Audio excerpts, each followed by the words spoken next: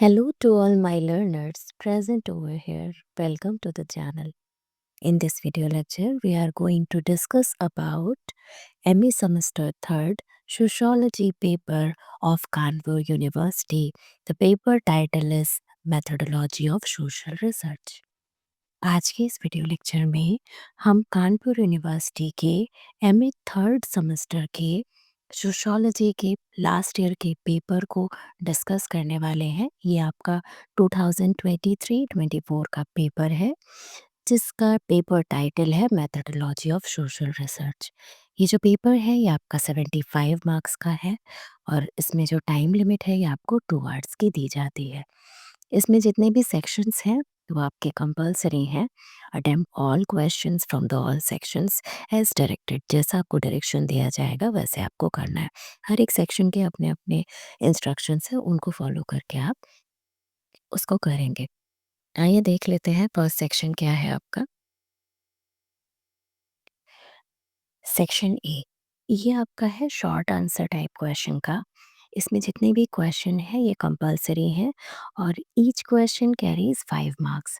और ये जो क्वेश्चन है वो हर एक क्वेश्चन जो है वो 5 मार्क का एक क्वेश्चन है, 5 मार्क्स का एक क्वेश्चन है। पहला क्वेश्चन है प्राइमरी और सेकेंडरी,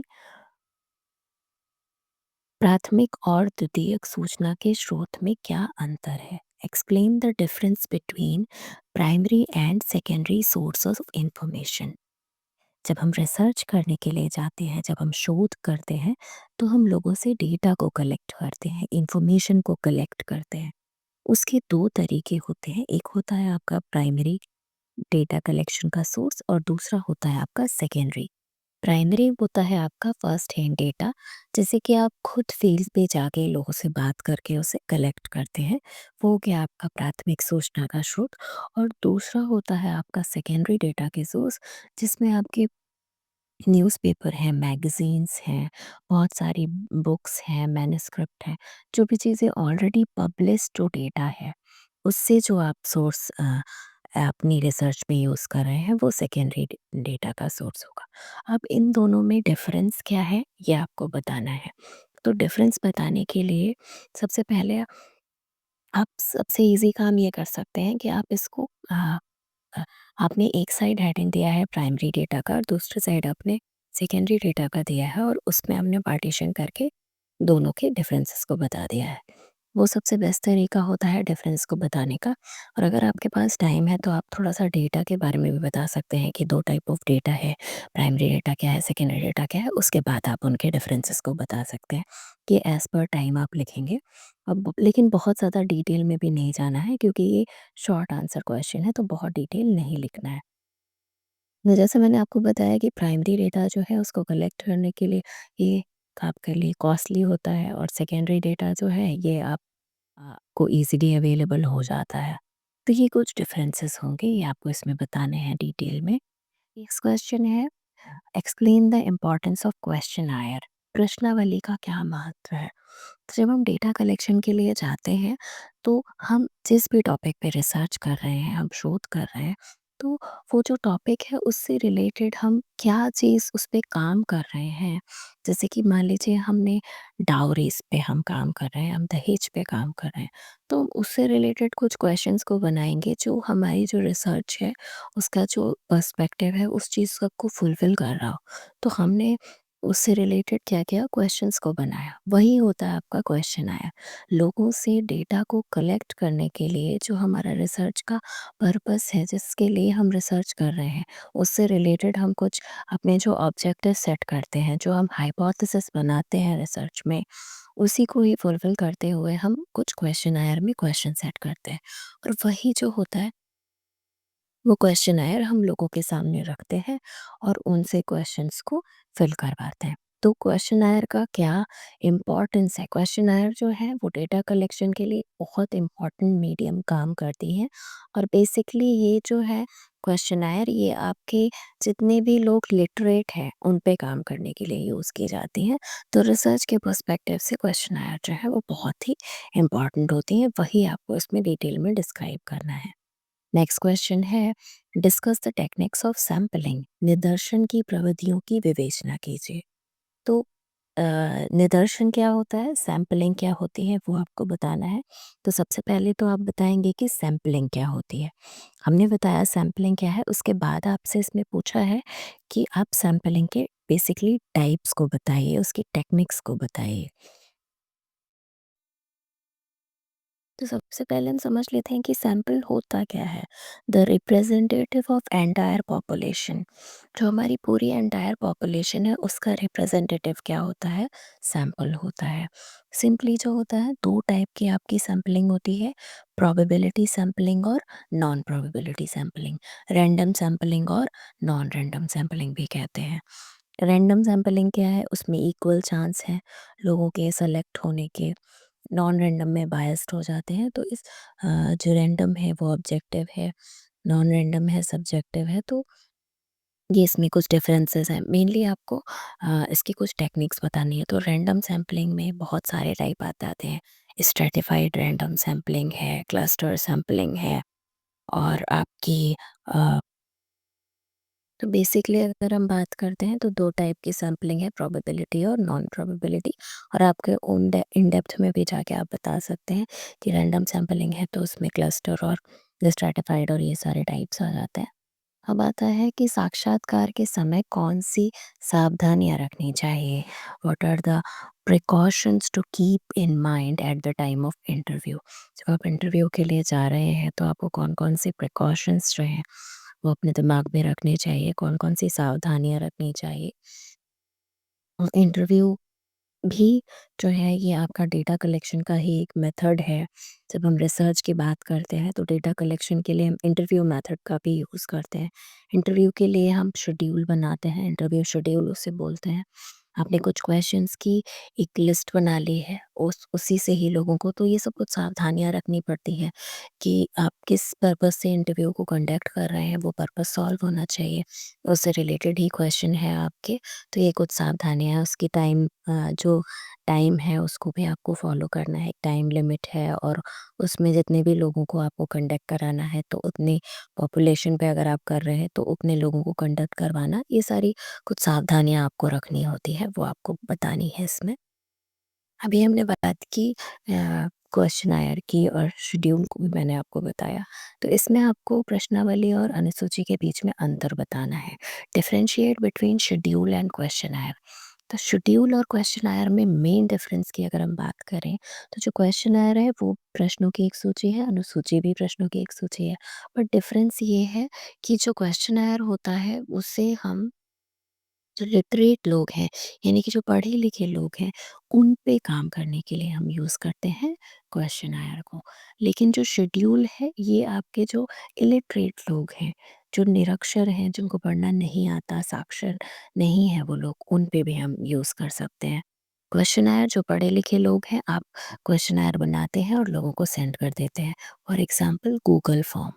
अभी अगर हम इसका ऑनलाइन वर्ज़न देखें तो इसमें आप गूगल फॉर्म यूज़ करते हैं।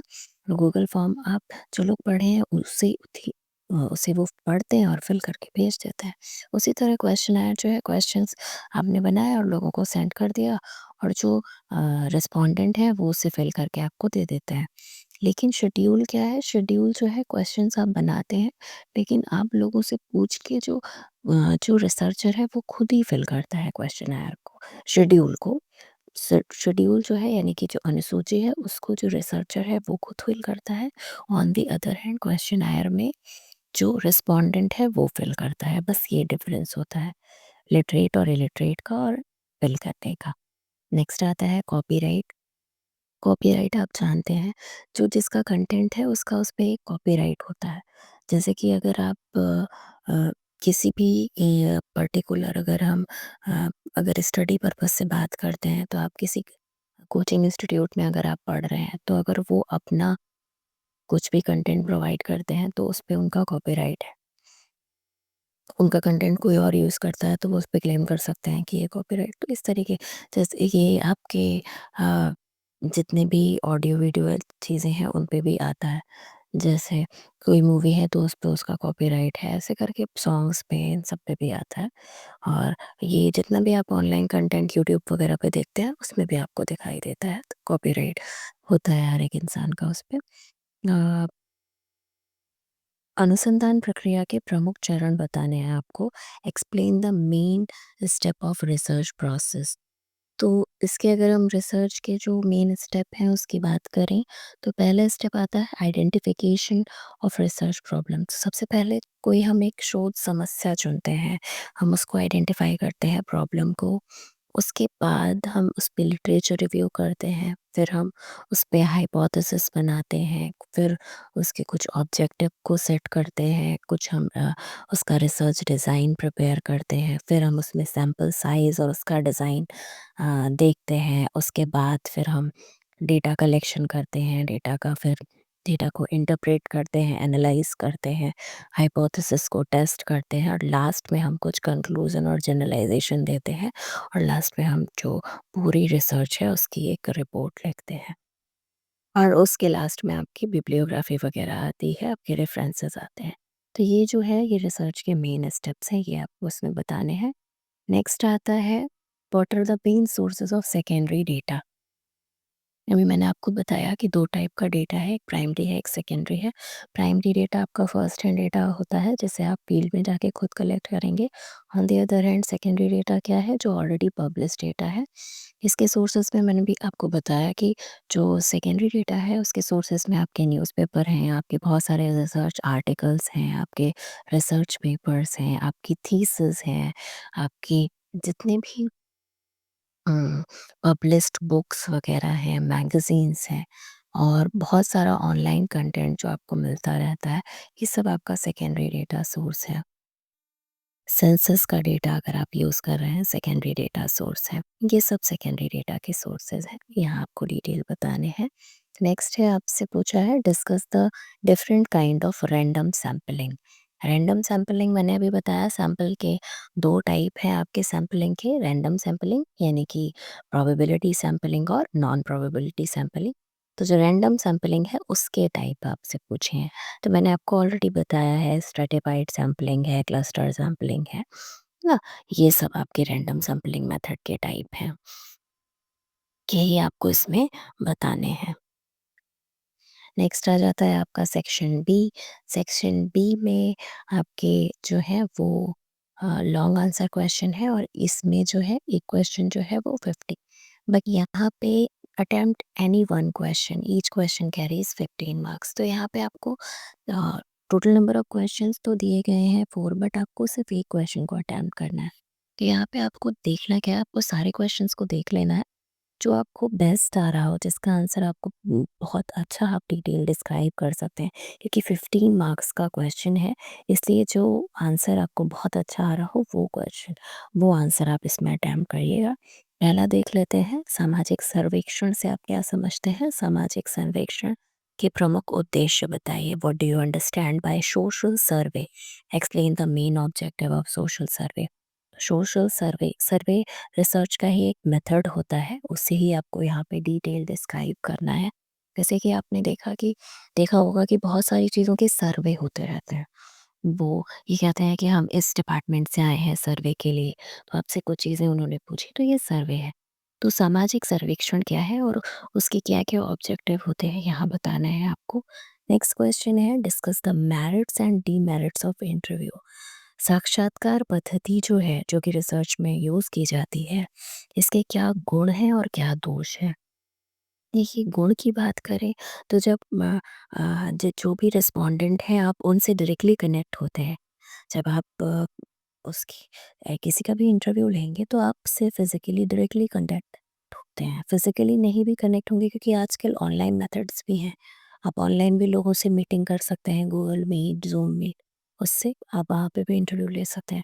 बट क्या है, एक जो रिस्पोंडेंट होता है और जो रिसर्चर होता है उससे डायरेक्ट कम्युनिकेशन होता है आपका वो इंटरव्यू में। लेकिन इसके डीमेरिट्स क्या हैं कि बहुत टाइम टेकिंग प्रोसेस है, टाइम भी ज़्यादा जाता है और भी ऐसे कुछ डीमेरिट्स भी हैं। हर एक चीज़ के आप देखें कि अगर मेरिट्स होते हैं तो डीमेरिट्स भी होते हैं। तो इंटरव्यू में आपको कुछ मेरिट्स मिलेंगे तो कुछ डीमेरिट्स मिलेंगे, वही आपको यहाँ पे बताना है। नेक्स्ट क्वेश्चन है सांख्यिकी की विशेषताओं और उसके महत्व पे प्रकाश डालिए। Throw lights on characteristics of importance of statistics. Statistics यानी कि सांख्यिकी जो है, जो आप डेटा कलेक्ट करते हैं, उस डेटा को इंटरप्रेट करने के लिए, उस डेटा को एनालाइज़ करने के लिए हमें कुछ स्टैटिस्टिक्स टेक्निक्स को यूज़ करना पड़ता है, सांख्यिकी की टेक्निक्स को यूज़ करना पड़ता है। तो वही उन्हीं की ही आपको विशेषता, सांख्यिकी क्या होता है, स्टैटिस्टिक्स क्या है, उसकी विशेषता और उसका महत्व भी यहाँ पे बताना है। नेक्स्ट क्वेश्चन है, साहित्यिक चोरी एवं कॉपीराइट पर विस्तृत प्रकाश डालना है और उन दोनों के बीच में डिफरेंस बताना है। प्लेगरिज्म, जैसे कि मान लीजिए कोई आपको कोई रिसर्च आर्टिकल मिला, कोई थीसिस मिली या कोई रिसर्च पेपर मिला, आपने उसको पढ़ा, बट आपने उसका जो डेटा या जो भी उसका काम था, उसको वही सेम कॉपी कर दिया और उसको अपना बता के पब्लिश किया, तो वो क्या होगा? साहित्यिक चोरी। आपने उनका जो कंटेंट है उसको चोरी कर लिया, तो वो एक साहित्यिक चोरी यानी कि प्लेगरिज्म आता है। लेकिन वहीं पे अगर हम उसको कोट कर दें कि ये हमने वहाँ से लिया है, हमने रेफ़रेंसेस में दे दिया कि ये चीज़ हमने इनके रिसर्च से यहाँ-यहाँ से लिया है और उसकी जो वर्डिंग है उसको थोड़ा-सा चेंज करके बताया, तो वो प्लेगरिज़्म नहीं होगा। कि हम वहाँ पे उसको ऑलरेडी रेफ़रेंस में हम दे रहे हैं कि हमने यहाँ से ये कंटेंट जो है वो लिया है।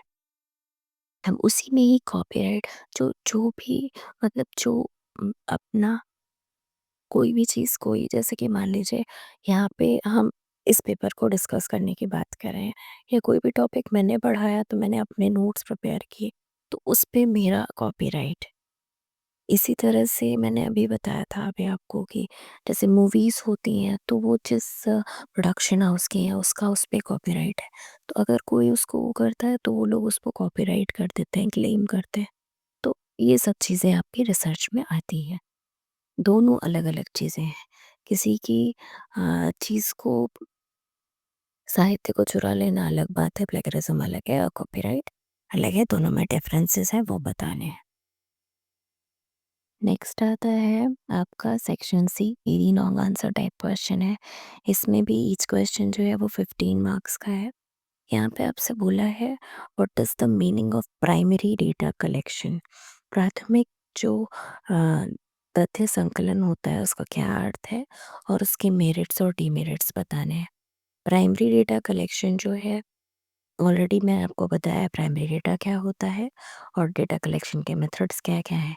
इसमें प्राइमरी डेटा में आप क्वेश्चनेयर के थ्रू, सर्वे के थ्रू, इंटरव्यू शेड्यूल से, इस सब से हम डेटा को कलेक्ट करते हैं। और उसके मेरिट्स में अगर देखें तो क्योंकि वो जो होता है ऑथेंटिक डेटा होता है, आप खुद काम करके उसको कलेक्ट कर रहे हैं और सेकेंडरी में ऑलरेडी पब्लिश वाला आप यूज़ कर रहे हैं, तो प्राइमरी तो उससे अच्छा ही होगा। बट ये है कि वो बहुत टाइम टेकिंग होता है। अभी सेकेंडरी में क्या है, अगर आपके पास टाइम नहीं है, आपने कुछ-कुछ कहीं-कहीं से डेटा को लेके पढ़ लिया और उसके बेसिस पे आपने बता दिया, यहाँ ये चीज़, यहाँ ये चीज़ ऐसे करके। प्राइमरी में आपको टाइम देना पड़ेगा उस चीज़ के लिए, आपको खुद फील्ड में जाके काम करना है, तो ये कुछ उसकी डिमेरिट्स होंगे। नेक्स्ट है, what is tabulation? Explain its usefulness. सारणीकरण क्या है? इसकी उपयोगिता के बारे में व्याख्या कीजिए। टैबुलेशन में जब हम डेटा कलेक्ट करते हैं तो हम उसको कुछ टेबल फॉर्म में हम डिवाइड कर लेते हैं कि हमने ये डेटा कलेक्ट किया है तो उसका हमने एक टेबल में उसको बना लिया, उसका टैबुलेशन किया है। हमने उसको कैटेगराइज़ कर दिया कि ये हमने डेटा कलेक्ट किया है, तो उसको टैबुलेशन करने से जो भी डेटा हमने कलेक्ट किया है उसको हम ईज़िली इंटरप्रेट कर पाते हैं। उसी की ही यूज़फुलनेस को बताना है। नेक्स्ट क्वेश्चन है, अनुसंधान की समस्या की अवधारणा स्पष्ट करते हुए उसके चयन के आधार व महत्व पर प्रकाश डालिए। Explain the concept of research problem and throw light on its importance on the basis of its selection। तो रिसर्च प्रॉब्लम क्या है और उसकी क्या इम्पोर्टेंस है और उसका सिलेक्शन क्या बेसिस होते हैं, वो सब आपने इसमें डिटेल में बताना है। लास्ट क्वेश्चन है इस पेपर का, what is coding? Discuss its principle and process. Coding क्या है, उसकी कुछ थ्योरीज बतानी है और उसकी सिद्धांत और प्रक्रिया के बारे में बताना है। तो ये सेक्शन सी था, इसमें भी आपको 4 क्वेश्चंस जो थे वो दिए गए हैं। बट आपको सिर्फ़ एक क्वेश्चन को अटेम्प्ट करना है, तो यहाँ पे बहुत अच्छी चॉइस होती है आपके पास। आप सिर्फ़ वो क्वेश्चन को अटेम्प्ट करिए जो आपको बेस्ट आता है जिसका आंसर, जिसे आप बहुत आसानी से और बहुत अच्छा-सा डिटेल्ड विद डायग्राम के थ्रू आप इसे डिस्क्राइब कर सकते हैं।